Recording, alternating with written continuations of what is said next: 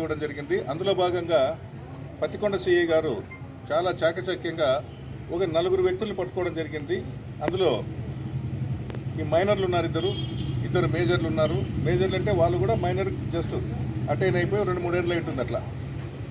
So పట్టుకొని వాళ్ళను విచారిస్తే ఆరాధిస్తే వాళ్ళ దగ్గర 2 మోటార్ సైకిల్ ఉన్నాయి. ఒక మోటార్ సైకిల్ 2,20,000 పైన చేస్తుంది, ఇంకొక మోటార్ సైకిల్ 1,80,000 చేస్తుంది. అంటే కేటీఎం కానీ లేకపోతే ఇంకా మంచి పల్సర్ వెహికల్స్ అన్నీ కూడా బాగా కాస్ట్లీ వెహికల్స్, అవి కూడా కొట్టుకొచ్చినవి. సో 2 వెహికల్స్ని అంటే దొంగతనం కాబడిన వెహికల్స్ని తర్వాత అందులో ఈ గంజాయి కన్జ్యూమ్ చేసే పిల్లల్ని కూడా పట్టుకోవడం జరిగింది. వీళ్ళను ఆరాధీసి తరోగా ఇంట్రాగేట్ చేస్తే వీళ్ళ కన్ఫెషన్ మేరకు వెంటనే ఇమీడియట్గా ఆస్పర్ సిఐ గారికి చెప్తే ఆస్పర్ సిఐ గారు కూడా సో ఇందులో మేము ఆల్రెడీ దీనిపైన కొంచెం స్ట్రింజెంట్ యాక్షన్ తీసుకోవాలని చెప్పేసి మాట్లాడుకున్నాం కాబట్టి ఆస్పర్ సిఐ గారు ఇమీడియట్గా వాళ్ళు ఇచ్చిన సమాచారం మేరకు సంబంధిత వ్యక్తిని పట్టుకోవడం జరిగింది.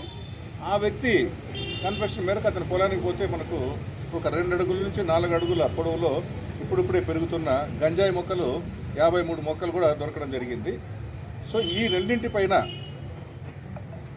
పత్తికొండ పిఎస్లో వీళ్ళు ఎవరైతే కన్జ్యూమ్ చేస్తున్నారో కన్జ్యూమర్స్ 4 కూడా రిమాండ్కి పంపించడం జరిగింది.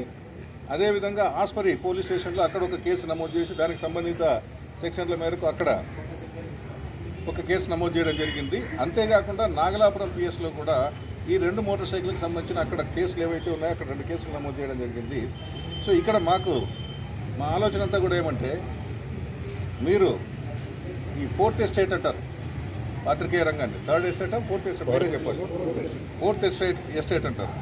4th ఎస్టేట్ ఎప్పుడు కూడా ప్రోయాక్టివ్గా పనిచేసే పోలీసులకు అప్రిషియేట్ చేయాలి. మేము ఇక్కడ కొత్తగా వచ్చినాం, అందరూ కూడా ఎవరైనా ఉన్నారా పాత వాళ్ళు సంవత్సరం 2 ఏళ్ళ నుంచి ఎవరైనా ఉంటే మీరే చెప్పండి.